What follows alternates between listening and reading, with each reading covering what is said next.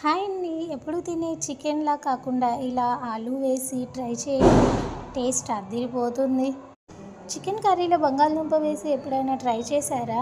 ఈ కాంబినేషన్ అస్సలు మామూలుగా ఉండదు. వేడి వేడి అన్నంలోకి మసాలా గ్రేవీ కలుపుకొని ముక్కలతో పాటు ఆలూని అలా నంజుకొని తింటే ఆ రుచే వేరు. మసాలా అంతా ముక్కలకి పట్టి గ్రేవీ చిక్కగా భలే కుదిరింది. మీరు కూడా ఇలా ఒకసారి ట్రై చేసేయండి. మీ ఫ్యామిలీ మొత్తం ఫిదా అయిపోవాల్సిందే ఈ కర్రీతో.